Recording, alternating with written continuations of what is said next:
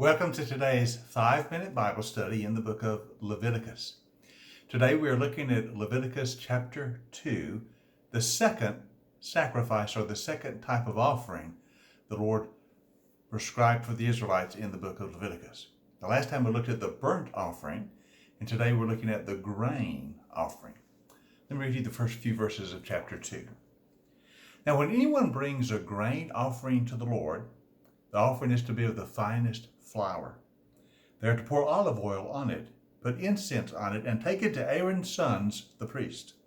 The priest shall take a handful of the flour and oil, together with all of its incense, and burn this as a memorial portion on the altar, a food offering, an aroma that is pleasing to the Lord. Now the rest of the grain offering belongs to Aaron and his sons. It is a most holy part of the food offerings presented to the Lord. Now the grain offering is different from the other kinds of offerings because it does not involve the sacrifice of an animal. All of the other offerings will involve an animal sacrifice, but this involves the offering of grain, of the produce of the land. They bring some to the tabernacle to present to the Lord. They offer it to Aaron and his sons, whatever priest is on duty that day. Now notice in the grain offering, all of it is not burned up on the altar.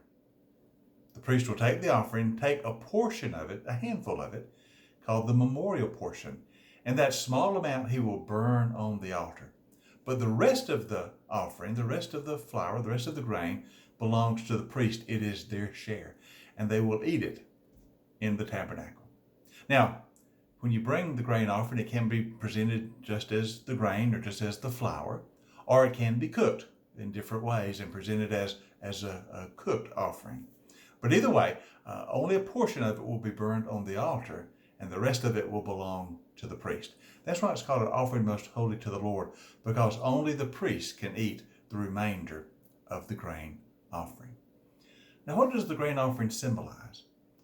Well, the Bible doesn't say specifically, but it seems to be a type of thank offering, an offering of thanksgiving, or an offering of response to all the blessings the Lord has given us.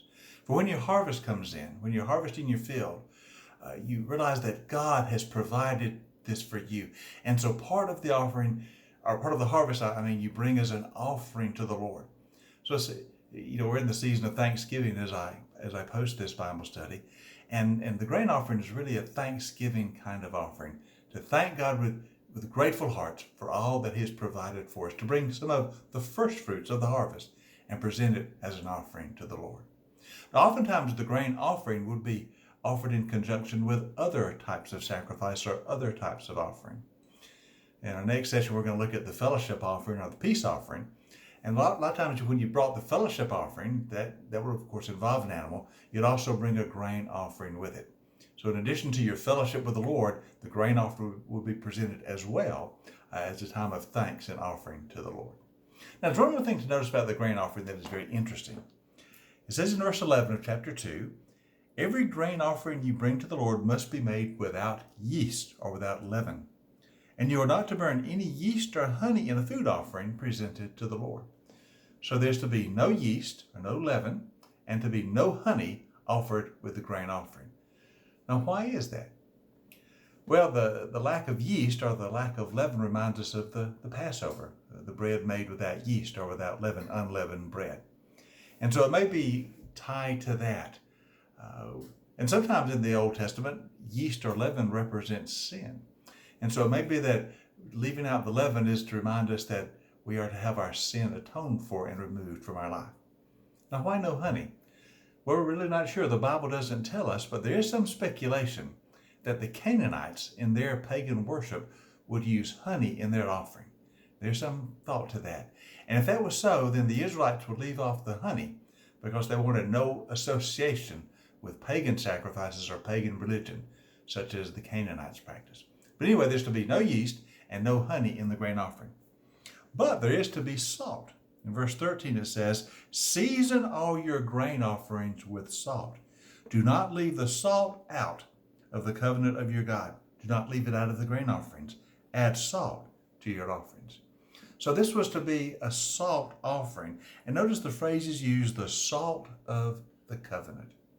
So in some sense, the salt represents the covenant that God makes with his people. This phrase is used two other times in the Old Testament.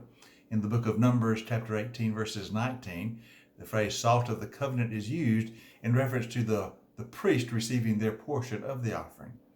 And in the book of 2 Chronicles, chapter 13, verse 5, the phrase salt of the covenant is used in reference to the covenant God made with David when he said, I will establish your house forever.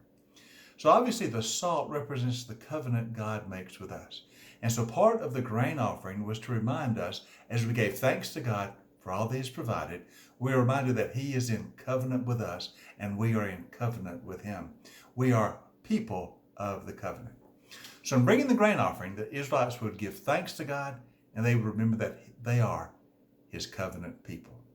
Now for us, the symbolism is quite clear. We are to thank God for all that he provides us with. We may not offer grain offerings anymore, but we do give our offering of thanks to God for all that he gives. And we also remember that we are the covenant people of God. We are in covenant with him. Now we're part of the new covenant in Jesus. We are part of the people of God through faith in Jesus.